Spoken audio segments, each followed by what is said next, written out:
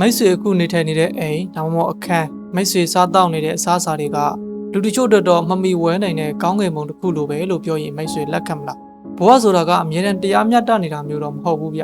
လူအများစုအတွက်တော့ဘဝဆိုတာမျှော်လင့်ချက်တွေပြည့်နေတဲ့မနှက်ဖြန်ပေါင်းများစွာဖြစ်နေနိုင်ပေမဲ့လူတချို့အတွက်ကတော့မနှက်ဖြန်ဆိုတာအသက်ရှင်တန်ကြံရစ်ဖို့ရုန်းကန်နေရခြင်းတက်ပဲဖြစ်နေပါတယ်ဒီနေ့မှာတော့ဖိလစ်ပိုင်နိုင်ငံမနီလာမြို့မှာရှိတဲ့ခင်မီဖွံ့ဖြိုးတိုးတက်နေတဲ့အဆောက်အဦတွေရဲ့အောက်မှာရှိတဲ့မြေအောက်မြို့ငယ်လေးတစ်ခုကြောင့်ကိုပြောပြသွားမှာဖြစ်ပါတယ်။အဲ့ဒီနေရာကတော့အခုမြင်နေရတဲ့ရေနှုံမြောင်းလှိန်ခေါင်းတွေပဲဖြစ်ပါတယ်။ဒီလိုချင်းမြောင်းတဲ့လှိန်ခေါင်းတွေထဲမှာအနည်းဆုံးမိသားစု100လူဦးရေ200ဝန်းကျင်လောက်ကြက်သိပ်စွာနေထိုင်ကြရပါတယ်။ဥမိန်လှိန်ခေါင်းတွေကိုဝင်လိုက်တဲ့အခါမှာတော့လမ်းမကြီးရဲ့စူညံတန်တွေနဲ့အတူလူနေမှုဘဝတစ်ခုကိုတွေ့လိုက်ရပါတယ်။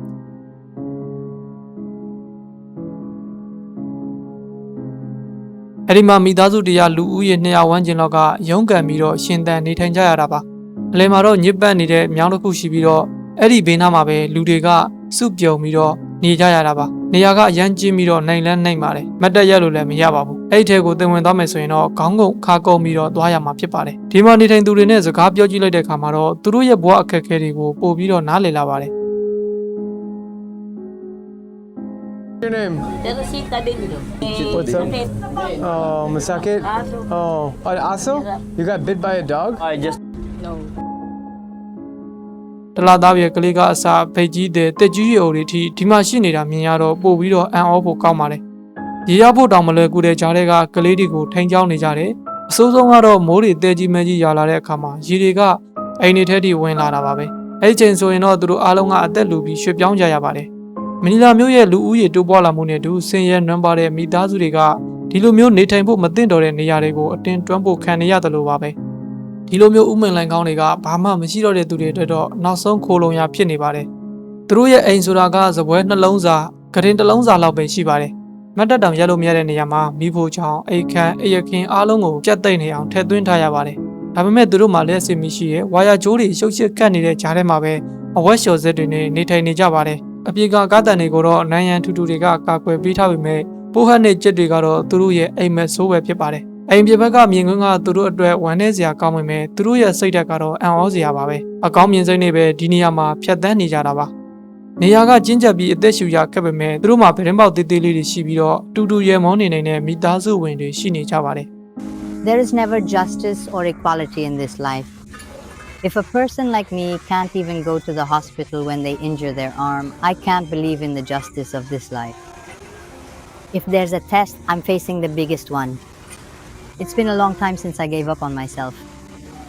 Right now, my only goal is to make sure my grandchild gets an education and to support ဒါ her ကတော့ in လိန်ကောင်း having တဲ့ a မှာ good နေထိုင်သူတူ future. ရဲ့ရင်ထဲကစကား Who တန်ပဲ knows, ဖြစ်ပါတယ် maybe one day she'll bear သူတို့အတွက်အိမ်လာကမပေးရခြင်းကအာသာချက်တစ်ခုဖြစ်ပေမဲ့ကျမရဲ့အတွက်အန်ဒီရဲ့ကြီးမားတဲ့ပတ်ဝန်းကျင်မှာအသက်ရှင်သန်နေရခြင်းကတော့နေ့စဉ်ဘဝကိုအသက်နေခြင်းပြီးတော့ဖြတ်သန်းနေရတာပါပဲထို့သဖြင့်မိုးရသည်မှာရေတွေတက်လာတဲ့အခါသူတို့ရဲ့အိမ်ကရင်နှမြောင်းဖြစ်ပြောင်းလဲသွားတာဖြစ်ပါတယ်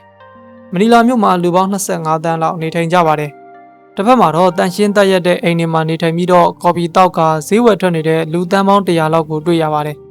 နောက်တစ်ဖက်မှာတော့တဲစုတွေတင်းကျင်းကုန်းတွေဒီလိုမျိုးလှိုင်ကောင်းတွေထဲမှာနေထိုင်နေတဲ့သူလူတန်း20လောက်ရှိနေပါတယ်။ဥမင်လှိုင်ကောင်းတစ်ခုထဲမှာမိသားစု100လူဦးရေ200လောက်ကြက်သိပ်စွာနေထိုင်ကြပြီးတော့အပေါ်လေးဆွမ်းတဲ့နေရာနဲ့အိတ်တဲ့နေရာတွေကခွဲခြားထားတာမျိုးမရှိပါဘူး။အနန္တကလည်းဆိုးသွားပြီးတော့အောက်ဆီဂျင်နည်းပါးတဲ့ဒီနေရာမှာကလေးငယ်တွေတက်ကြီးရွယ်အိုတွေနဲ့ကိုယ်ဝန်ဆောင်မိခင်တွေအထိရှိနေတာကိုမြင်ရတော့သူတို့ဘဝရဲ့ခါးသီးမှုကိုပို့ပြီးတော့ခံစားရပါတယ်။သူတို့ကိုမေးခွန်းရိုးရိုးလေးတွေမေးကြည့်လိုက်ပါတယ်။ရေကိုဘယ်လိုရလဲ။ဘယ်မှာအိတ်ကြတယ်လဲ။မိုးရွာရင်ဘာဖြစ်တယ်လဲ။ပိတ်ဆံကိုဘယ်လိုရှာကြတယ်လဲအဖြေကတော့ရိုးရှင်းပေမဲ့သူတို့ရဲ့ဘဝဒုက္ခတွေကတော့ပို့ပြီးတော့နှက်ဆိုင်ပါတယ်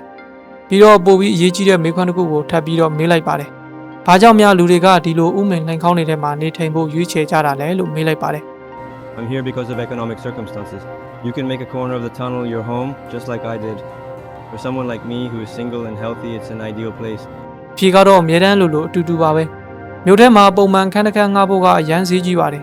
လူတွေကအလှုပ်ရှားဖို့တခြားနယ်မြေတွေကနေလာကြတယ်။ရောက်လာတဲ့အခါသူတို့တက်နိုင်တဲ့နေရာမှာပဲနေထိုင်လိုက်ကြရတာပါ။ဒီလိုနေရာမျိုးတွေမှာစီးမြင်စည်းကမ်းဆိုတာမရှိပါဘူး။ကိုကြီးကိုယ်တာလုံခြုံခွင့်လက်လွတ်ခွင့်ဆိုတာလည်းမရှိပါဘူး။မိသားစုတွေကနိုင်ရန်တွေကားတယ်။တက်နိုင်သလိုလျှက်စစ်မီးတွေချိတ်တယ်။ပြီးတော့အခန်းလေးတစ်ခုဖန်တီးလိုက်ကြတာပါပဲ။ဒါကပဲသူတို့ရဲ့အိမ်ဖြစ်သွားတာပါ။ဘာလို့လဲဆိုတော့အပြင်မှာဘာမှမရှိပဲအဲ့ရတာတဲ့စာရင်ဒါကပို့ပြီးတော့ကောင်းလို့ပါ။တချို့သူတွေအတွက်ကတော့ဒါကယာယီပါပဲ။ခဏတစ်ဖြုတ်ပဲဆိုပြီးတော့လာနေကြတာပါ။ အဲ့ဒီလိုနဲ့ရတရပတ်ကြားတယ်တလားကြားတယ်နှစ်တွေကြားတယ်နောက်ဆုံးတော့ကလေးတွေကြီးလာသည့်ထိအဲ့ဒီမှာပဲနေပြေးသွားကြတာများပါတယ်သူတို့ကောင်းပေါ်မှာမော်တော်ယာဉ်တွေကဖြတ်တန်းသွားတယ်ပဲအောက်မှာရှိနေတဲ့ဘဝတွေကိုဘယ်သူမှမမြင်သလိုပဲဆက်လက်လဲပတ်နေကြပါတယ်ဒီမှာနေထိုင်နေဆိုတာကဘာမှမရှိတဲ့အနေအထားကနေစနစ်တစ်ခုစတင်တိဆောက်ရတာမျိုးပါလျှက်စစ်မီးတွေကိုမျက်နှာကျတစ်လျှောက်တွေ့တန်းထားတဲ့ဝါယာကြိုးရှည်ကြီးတွေနဲ့အပေါ်ကနေဆွဲယူထားတာပါတိုးချက်ကြိုးတွေကတဆင်တအိမ်ပြီးတအိမ်ဆက်သွယ်ထားပြီးတော့ပန်ကာသေးသေးလေးတွေမီးသီးတွေဒါကအဆင်ပြေပေမဲ့ကြမ်းကြိမ်မှုတော့မရှိပါဘူးမိုးသည်ထန်စာရွာလာတဲ့အခါမျိုးမှာအရာအလုံးကဆူဆွက်ကုန်ပါတယ်အဲ့ဒီချိန်ကျရင်ဝါယာကြိုးတွေကရှော့တွေဖြစ်ပြီးတော့တချို့နေရာမှာအောက်ကိုတွဲကြကကျမ်းမြင့်မဲ့ကရေအိမ်တွေထက်ကိုလျှက်စစ်တွေစီးဝင်နေပါတယ်အဲ့ဒီချိန်မှာဆိုသူတို့ကသတိထားပြီးတော့နင်းရပါတယ်ပြီးတော့သူတို့အတွက်သုံးရည်ဆိုတာကလည်းနေ့စဉ်တွက်ချက်စဉ်းစားနေရတဲ့ကိစ္စတစ်ခုပါတချို့ကိစ္စတွေမှာတော့ရေကိုစုဆောင်းထားပြီးဝင်ပေါင်နာကပုံးနေထဲမှာထည့်ထားကြပါတယ်မိသားစုတွေကအဲ့ဒီရေကိုခတ်ပြီးတော့ဝက်လျှော်တာဟင်းချက်တာဒါမှမဟုတ်တန်ရှင်းလုပ်ဖို့သူတို့အခန်းလေးတွေစီကိုပြန်တည်သွားကြပါတယ်ဥပင်ထဲမှာတော့တရားဝင်ရေပိတ်လိုင်းဆိုတာမရှိပါဘူးဟင်းချက်တာကိုတော့ကျင်းမြောင်းတဲ့အခန်းလေးတွေရဲ့အပြင်ဘက်မှာပဲလှုပ်လေရှိပါတယ်အစားအစာကိုအဲ့ဒီမှာပြင်ဆင်ပြီးပါပဲအခန်းထဲကိုပြန်တည်သွားကြတာပါအိမ်သားကလည်းအဲ့ဒီမှာခက်ခဲတစ်ခုပါပဲမိသားစုနိုင်ငံလောက်ကပဲသူတို့နေရာမှာကိုယ်ပိုင်အိမ်သားလေးတွေစောက်ထားနိုင်ကြတာပါလူများစုကတော့အများသုံး public toilet ကိုပဲအသုံးပြုကြရတာပါ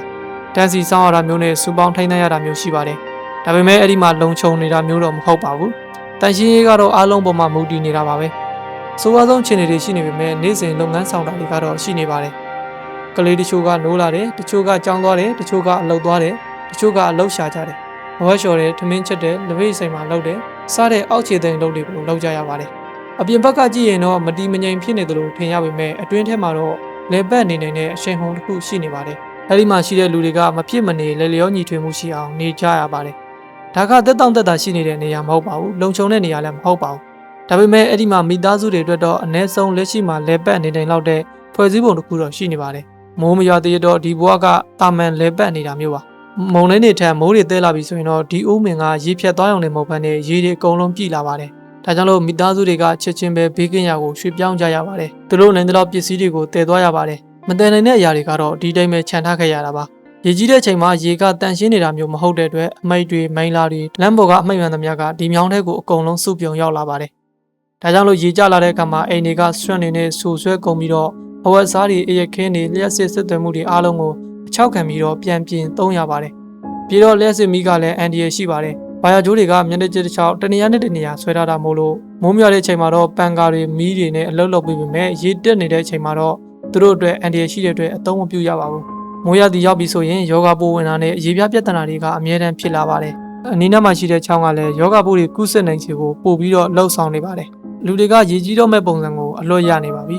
မိုးကောင်းကင်ကမှောင်လာတဲ့ရေတွေတက်လာပြီဆိုရင်ချက်ချင်းရွှေ့ပြောင်းရမယ်ဆိုတာအလိုလိုသိနေကြပါပြီအဲဒီလိုရေတွေကြီးလာပြီဆိုရင်မိသားစုတွေကဘေးလွတ်ရာကိုပြောင်းတယ်ရေတွေပြန်ကျလာပြီဆိုရင်အဲ့ဒီကမိသားစုတွေကအဝေးပြေးလမ်းမကြီးအောက်မှာရှိတဲ့ဒီကျင်းမြောင်းတဲ့နေရာလေးမှာပဲအစကနေပြန်ဆကြရပါတယ်ဒီဥမင်လိုင်ကောင်းတွေကအပြင်လူတယောက်အတွက်တော့ယာယီလို့ထင်ရနိုင်ပါတယ်ဒါပေမဲ့သူတို့တက်ကတော့ဒါနေ့စဉ်ဖြတ်တန်းနေရတဲ့သူတို့ရဲ့ဘဝရှင်သန်မှုတွေပဲဖြစ်နေပါတယ်ဒီအင်ဂျင်နီယာလေးတွေကကားလမ်းမကြီးတွေရဲ့အောက်တက်မှာရှိနေပါတယ်မိသားစုတွေကလှက်ပတ်သွားလာနေတဲ့ကားဘိန်းတွေရဲ့အောက်မှာအိတ်ဆက်နေကြပါတယ်ကလေးတွေကအပေါ်ကထရက်ကားကြီးတွေဖြတ်သွားတဲ့တုံခါနေတဲ့မျက်နှာကျက်အောက်မှာစာရီကျက်နေကြပါတယ်အပေါ်ကနေကြည့်ရင်တော့ဘာမှတ်သားမှမရှိပါဘူးအာသတိပေးချက်မှလည်းမရှိပါဘူးကတ္တရာလန်တက်ပါပဲအဲ့ဒီကွာခြားချက်ကပဲဒီနေရာကိုလစ်လျူရှုဖို့ဖြစ်စေခဲ့တာပါဥမင်ထဲမှာတော့ဘွားတွေကပုံမှန်အတိုင်းပဲဆက်လက်လဲပတ်နေကြပါတယ်လျှက်စစ်မီဒီယာကပေးကြရတယ်ထမင်းချက်ရတယ်လျှိုးလှုပ်စင်တွေလောက်ကြရပါတယ်လူတွေကငင်းခုန်ကြတယ်ရေမောကြတယ်ကလေးမွေးကြတယ်အစီအစဉ်တွေဆွဲကြနေသူတို့ရဲ့ဘဝအတွက်တော့တာမန်လိုပဲဖြစ်နေကြပါပြီသူတို့ကိုသူတို့တော့မမြင်ရတဲ့သူတွေလို့မသက်မှတ်ကြတော့ပါဘူးဒါပေမဲ့အပေါ်ကမြို့ထဲကလူတွေကတော့အောက်ကိုတိတ်ပြီးတော့မကြည့်ကြပါဘူးဒါကတော့တကယ်အမှန်တရားပါပဲကွန်ကရစ်ပြားတစ်ခုစာလောက်ပဲခြားထားတဲ့ကဘာနှစ်ခုဖြစ်နေတာပါတစ်ခုကမြင်ရတဲ့ကဘာဖြစ်ပြီးတော့နောက်တစ်ခုကမမြင်ရတဲ့ကဘာပါဒီလိုမျိုးစိုးရတဲ့လိန်ကောင်းတွေထဲမှာနေထိုင်နေရတဲ့သူတွေကသူတို့ဘဝကိုအရှုံးပေးလိုက်ကြပြီလို့ထင်ပါသလားလုံးဝကိုမဟုတ်ပါဘူးသူတို့ကလည်းလူသားတွေပါပဲဒီအဖွားကြီးရဲ့ပြောစကားကိုနားထောင်ကြည့်ပါ We are truly very poor. We have nothing. After my husband died, my children threw me out on the street. So I took refuge here. This life is a huge disappointment for me. I am very, very sad. My husband wasn't retired. I was left with nothing and I can't work. I'm stuck here. But I know my husband never left me and he's watching from over there. My body is already very tired. I feel sorry for the young people next အ door. သက်85နှစ်အရွယ်ဘောက်တူရဲ့စကားတန်ကြောင်ပို့ပြီးတော့ကြေခွဲရပါတယ်မိသားစုကဆွန့်ပစ်ခံရပြီးတော့အလုံးမလုံးနေတဲ့အခါဒီလန်ကောင်းတဲ့ကိုရောက်လာတာပါပဲသူမအတွက်တော့ဒီဥမန်လန်ကောင်းကသူမအတွက်နားခိုရာနန်းတော်ကြီးတစ်ခုလိုပါပဲအလုံးလုံးနေတဲ့သူတွေကတော့အလုံးလုံးကြရပါတယ်ပြီးတော့အဲ့ဒီမှာရှိတဲ့အမျိုးသမီးတချို့ကလည်းညငှက်အလုပ်တွေလုပ်ကြရပါတယ်ဒီလိုနဲ့သူတို့ဘဝကိုရုန်းကန်ဖြတ်တန်းနေကြရပါတယ်ကျွန်တော်တို့အလွယ်တကူရရှိနေတဲ့လေကောင်းလေတန်းတန်ရှင်းတဲ့ရေဘေးကင်းလုံခြုံတဲ့အိတ်ဆက်ရနေရာတွေကဂေါ်ဘော်ကလူဦးရေတန်း800အတွက်တော့တစ်သက်လုံးမရနိုင်တဲ့အိမ်မက်တွေဖြစ်နေနိုင်ပါတယ်သင်ကဒီနေ့မှတင့်တော်တဲ့အခန်းမှာနေနိုင်တယ်တန်ရှင်းလက်ဆက်တဲ့စားစာတွေစားနိုင်တယ်မိုးရမှာကိုလည်းကြောက်စရာမလိုပဲအိတ်ဆက်နိုင်တယ်ဆိုရင်တော့သင်ကဖိလစ်ပိုင်နိုင်ငံကလူတန်းပေါင်းများစွာတဲ့ပို့ပြီးတော့ကန်ကောင်းနေတဲ့သူပါဒါကြောင့်သင်တန်ဖို့မထားမိတဲ့တာမန်ဘဝလေးတစ်ခုကလူတချို့အတွက်တော့လက်လန်းမမီနိုင်တဲ့ကဘာတစ်ခုဖြစ်နေနိုင်တယ်ဆိုတာဘယ်တော့မှမမေ့ပါနဲ့ကျွန်တော်ဗီဒီယိုလေးကိုဆုံးအောင်ကြည့်ရှုပေးတဲ့အတွက်ကျေးဇူးအများကြီးတင်ပါတယ်ဒီဗီဒီယိုလေးကိုကြည့်ပြီးတော့တစ်ခုခုရရှိခံစားသွားမယ်တစ်ခုခုခွန်အားဖြစ်သွားမယ်လို့လည်းယုံကြည်ပါတယ်နောက်တော့မှဒီလိုဗီဒီယိုလေးတွေဆက်ပြီးတော့တင်ဆက်ပေးသွားမှာမဟုတ်ကျွန်တော်ရဲ့ channel လေးကို like and subscribe လေးလုပ်သွားပေးလို့ရပါတယ်ကျေးဇူးအများကြီးတင်ပါတယ်ကျွန်တော်ကတော့ကိုဖြိုးပါ